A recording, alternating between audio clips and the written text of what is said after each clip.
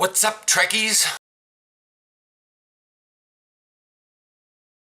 Hi, the skill system's getting revamped again. For a lot of you, it hasn't been revamped before, but there was one. It was a good one, and I hope this one's gonna be a good one, just like the last one was, but this one looks weird. There's only a real overview of it because it's coming in spring, which makes me think April, May, something like that, not March. Real quick, before we get into skill stuff and my thoughts on the whole thing. Time and Tide, the go to the future and fight, the anoraks with the postdoc and stuff, has a 4th week thingy. This was actually posted a while back, but I don't check the STO-news very often. This was posted back on last Thursday. So, but it's there and it will stay in there, you just won't get the weekly reward. If you do it again and you pick up the Admiralty bundle, you'll get the postdoc as a hero ship, which is ignores ± psi and gives +8 psi per ship. You can have ignores science ± from events. It's already a science vessel, so there's good on that, and then you get 16 more science. You will also get just 2 pass tokens and then a random consumable ship. If you do Admiralty systems, you know what I mean by a consumable ship, and it's faction specific. So this skill system, as I've read this thing 3 times, trying to see if I can get what little bit I get out of it, it's to simplify and demystify, which more detailed tool tips, better mechanic explanation, and fewer mysteries. And understandable for new players, there are some ridiculously confusing things out of the current system. There were some ridiculously confusing things in the previous system. And they were going to simplify and demystify from the first version. And that's why we have this version. Now they're simplifying and demystifying from that one. And I think Cryptic is realizing that their player base is, I don't want to say is dumb, but they're not as engaged into thinking about stuff. It's true also that this is a global thing and some words and concepts may not transfer over very well, like subspace decompiler. We're gonna go with this right now. If you know what subspace decompiler does off the top of your head and you don't have to look it up, raise your hand. Raise your hand if you have points in subspace decompiler because you know what it does. Raise your hand if you have a whole hell of a lot of points in subspace decompiler because you know what it does. Gotcha, yeah. It says eliminate suboptimal choices. Where possible, prevent players from making bad choices and raise the performance floor. I don't know what they mean by that. There is no real, the only thing about a bad choice is the fact that you have limited skill points, which is understandable, otherwise everyone would have everything at max. And you must relegate things, but that's the only reason why you would have suboptimal choices is because you just would be like defensive things, I guess, or offensive things if you're trying to be defensive because you only have a limited number of skill points. So if you put a lot of stuff into your power levels and a lot of stuff in the engineering, put a lot of stuff in your science, offensive stuff, then your aceton beam ain't doing shit because you're like, I'm gonna have aceton beam as it's a great dot to tank with on bosses, yada yada, and it's not doing that much damage because you don't have any particle generator skill. Because you think science, I'm not a science officer. There's a lot of people that we had someone in the fleet, they were a tactical officer flying an escort and they literally put all 9 points in everything in tactical officer. I was like, does your ship cloak? And they're like, no. I'm like, why do you have points in? Do you use mask energy signature? No, that's a science ability. Then why do you have points in? Well, because it's in tactical. I guess that's maybe why they choose suboptimal choices, because if your ship doesn't use stealth or anything, yeah, there's the Romulan thing, but players lose nothing. As much as possible, everything available in the current system will be made available under the new system, and investments in equipment and ships retain full value. That's just basically you're not going to get nerfed. However, that does not say this is not going to affect NPCs. So you may not get nerfed, but the NPCs may get buffed. You'll probably get buffed a little bit. NPCs will probably get buffed a lot. Maybe not. I don't know. We'll have to see how that plays out. There's also the ground space split ratio. It was when you get new, because you have to put stuff in ground and space, and you only put a certain number of things on there before you can go up to the next level, which is understandable. You put a lot of points in your lower level stuff, like in science when you have flow capacitors, shield systems, and the other one thing, battery. No, that's in engineering.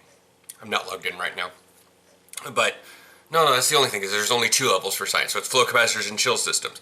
And then there's the next 2, which is power insulators. And if you fill those up, you may not have enough to get to Admiral because you don't really care about graviton generators or particle generators. And I don't know what this thing looks like is just basically the specialization tree, where you've got symbol, and this thing shows symbols like engineering, stuff like that, and they're probably going to be actual symbols for things rather than just engineering stuff. They're going to be colored for engineering, science, and tactical, but they're actually going to have like a black hole for graviton generators or whatever. So to go back to how the first system worked and how this one looks more like the specialization thing, the first one looked like what we have now, where you put it up 9 points and it's 1, 2, 3 cheap, 4, 5, 6 not so cheap, 7, 8, 9 holy hell not cheap, like expensive, and it was called diminishing returns. And it's still there to this point, that if you're putting things into red, you put it at a heavy cost for skill points. And I've seen a lot of people are like, look, I have so much stuff in red to max it out. I'm like, you just wasted a whole ton of skill points. You could have put in something else that's like mildly useful, like power insulators. Do not need to have 9 points in weapons system specialization. You do not get that much extra crit and crit severity. You could have put something in something else, you know, which again is probably, but in the first system, like there was projectile weapons, and then there was each type of torpedo. So you had to put points in photon, in quantum, in plasma, in chronoton, transphasic, tricobalt. And the same thing with energy weapons. You had phaser, it went phaser, disruptor, plasma tetrion, polaron, antiproton. Polaron and antiproton were your admiral skills. Now it's not that big a deal. You can have polaron low-level stuff if you want. What's looking here is, again, you're going to have various levels: lieutenant, lieutenant commander, commander, captain, admiral, and it's going to have that tree look effect, and this may just be a rough draft of what they expect it to look like. They're limiting skill points altogether. In its place, the standard RPG numeric of experience points will now be given out. This change makes it more obvious as to what you're learning attributed to increasing your level, not your skills. Players will no longer earn bits and pieces of progression by gathering small chunks of skill points, which are then spent on a granular progression system. Like, because you can like kill a whole bunch of things and get like 1, 2, 3, 1 points and keep grinding away and get your skill points up. And technically you'd level. It was very strange because as you're gaining skill points, you're also gaining levels. Yeah, that was weird. Instead, new space points and ground points are earned at the time you gain a level, emphasizing that that earning a level is a momentous event. While the current system includes 315 different skill ranks that can be purchased for costs that vary from 1,000 to 3,000 skill points each, every single one of the 50 ranks that exist under the new system costs 1 space point.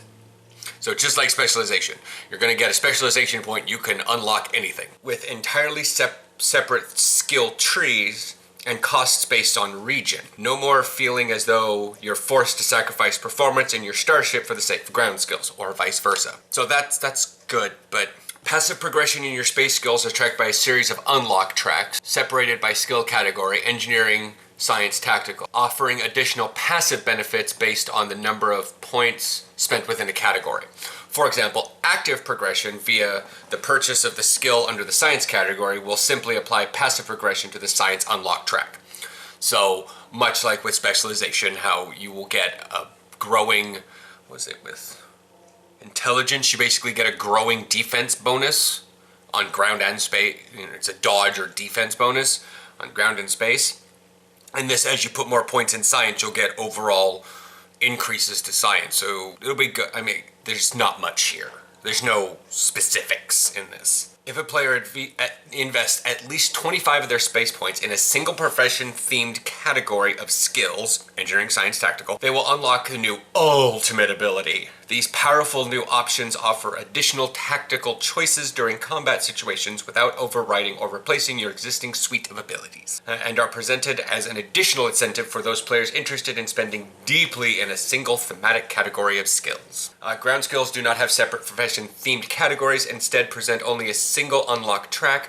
However, each unlock presents a choice between 2 options, either allowing every captain progress at their own way as they gain level. And just click on the link below, there's the pictures here. But if 315 skill ranks are becoming 50, what happened to the players lose nothing? Well, I'm glad I asked. This is a really strangely written blog post on them. A list of skills that we've turned into unlocks include batteries, perception, driver coil, threat control, and more. The most notable example of old skills that are received a consolidation play into the science category with the creation of two new skills, drain expertise and control expertise. Drain expertise combines the mechanic benefits that what used to be with flow capacitors, power insulators, and subsystem repair. In other words, the single skill now oversees both offensive potential and a player's resistance to all shield drains, energy drains, and subsystem offline effects. A potent combination! Yeah, I don't know how many people put stuff into subsystem repair or power insulators, but they just maxed out. Like, I've seen them max out their flow capacitors, which is fine. You want to drain the shit out of stuff. I get it, but if you're sitting near a Voth Tychon's Rift, or who does Tychon's Rift? If the Breen are energy siphoning you and you realize your ship is shut down, you don't know why, because you don't have any power insulators, or the frickin' Tholian just love to, your weapons are offline, and you're like, damn it, can't shoot anything right now. Control expertise plays a similar new role. Basically lumps in graviton generator, countermeasures, subspace decompiler. Do you know what it does? Inertial dampeners and sensors. Well, that's kind of a biggie for science in general. With investment into a single skill, players can become a control powerhouse. Ignore the skill at your own peril, lest you remain vulnerable to the same effects. So, yeah, graviton generators, that's just push-pull mechanics. Countermeasures is countermeasures, as countermeasures has been. It helps against the sensors and stuff. The inertial dampeners goes against push-pull mechanics. Sensors is countermeasures. Not that. Subspace decompiler is just how long a subsystem stays offline. Not the power of the drain, that's flow capacitors. But if a subsystem gets knocked offline, or you're basically inundating something, that's subspace decompiler. Nobody put points into it because they're like, I don't use that ability because all it shows is viral matrix. And I think photonic shockwave. I have points in it because of heavy graviton beam. Ground combat has also received a significant streamlining through the introduction of a powerful new consolidation of existing skills. Kit performance, which is gonna be great, because before, kit performance for science was in like 4 categories. Scientist, physiologist, medic, particle physicist, and one further up at the top. The one that affects whatever. Probability logistics. There it is. So, simply put, you can, because in your ground, if you'd noticed that they're not in a line, and they probably should have been, it kind of bugged me that there were 5, there's 5, but there was a total of 10. 5 of them everybody got, 5 of them were your class-specific ones. And for like tactical, that was grenade, special forces, squad command, advanced tactics, and there was another one in there. Engineering was demolitions, repairs, generators, turrets, drones, and modification specialist. So, but there's the thing, it's just sort of like generators, turrets, and drones, and you had to put points in 2. And it was like, what? You just want to be able to have a good kit, whatever you want to use, right? I mean, I understand I use probability logistics and particle physics and scientists a hell of a lot more than I use medic and physiology, but I have to put points in medic and physiology if I want my bridge officers to do anything. Did you know your skills affect your bridge officers? So if you don't have any, if you're a scientist and you don't have anything in medic, you're like, I don't want to be a healer. Why is my because they're not doing. They can also proc your duty officers. So if you have that nurse that puts the medic, the nurse that does the thing for medical tricorder, and you have someone that has like 3 medical tricorders to heal your entire team, guess what? That would affect it. Just telling you. I've seen my offensive science guy, he procs that electrogravitic field, he'll proc a thing. The duty officers for ground affect your bridge officers, FYI. In the end, the list of skills that got put onto the cutting room floor is extremely short. Attack patterns. Bye-bye. All abilities that previously benefited from this skill have been rebalanced to behave as if the player had fully invested in the old attack pattern skill. And then threat control ground. We recognize that threat control has been poorly understood skill option for some time, and most players do not invest in it. While cutting skills was something we tried to avoid in this revamp, we felt that removing this particular option would make room for more potent options. Yeah. Like, I've seen people how they say they have a little bit of, and that's one of the things, is someone put a lot of points in threat control because they thought they would control their threat, not boost their threat. It was a terrible name. I kept wanting to put points into it thinking I wanted to do less threat. Like, a healer would be in threat control, not a tank. ever since the command frequency for the cruisers got put in, that's pretty much how people tank. Like when I'm in a cruiser and I want to tank something, I find my Kobali cruiser, I just put up that aura. And I have threat. All of it. So, but wait, there's more. New options being introduced that will allow players to invest skills that will increase shield hardness, hull and shield regeneration, armor and shield penetration, provide cooldown reductions for certain bridge officer abilities. We're also introducing entirely new mechanics as options players can purchase in their skill tree.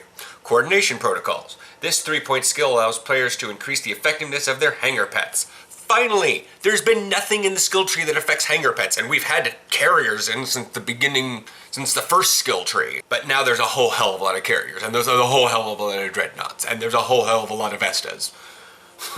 Flight deck cruisers, I guess, is what we'll call them. Because they're not full-blown dreadnoughts, but they basically are a science vessel with a hangar. And then there's even the escorts with a hangar, but I rarely see those used. Basically, this is a passive bonus to their hull capacity, shield capacity, damage output, damage resistance, defense, and accuracy. It just buffs them.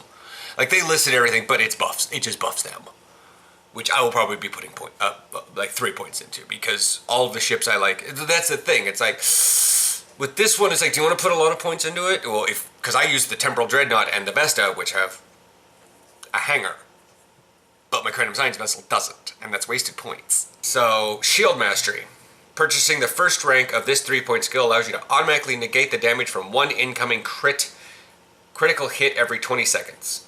Additional investments can be made to also have this negation trigger a shield heal or reflect. Long-range targeting sensors. Each rank purchasing in the 3-point skill reduces the damage penalty experienced by being far away from the target for your energy weapons, which I think people are going to invest a lot into. Because guess what? People didn't know that shit was real. I know my fleet leader talked about it, and still people were like, no, that doesn't really happen. No, it's not that big a deal. But the smart people, the ones that are like really into the DPS and need to like smack the DPS peen all over the game, they knew that you had to be within about 3 kilometers of something to get the full weapons effect. This is why I dealt a lot of damage as science, because science abilities are not affected by this. Particle generator skills are not affected by this either. So I was able to still do a lot of damage from pretty far away, which is why we're called casters. But that's that. You can... Below, it says later this season, 11.5 drops later this spring. Should be on the Terrible Test server in the next coming weeks. Again, don't forget to do your time and tide so you can get a hero ship for your Admiralty. It's another science vessel. Makes me think that not a lot of people have science vessels in their Admiralty, because the 3 hero ships are, well, one's a cruiser, but for every ship you have, it gives science. And then there's 2 science vessels that well, one of them is all crit ratings, and the other one is negates science, and yeah, it's like, we got a lot of things that are for science vessels in the hero ships, and you're like, what? I'm sitting here like able to do it. Anyways, sidetracking there. I will catch you guys next week, and what do you think of this new system? What speculations do you have? What hopes do you have for it? Sorry I didn't go into the original version of the skills, which was terrible. But anyways, catch you later. Bye.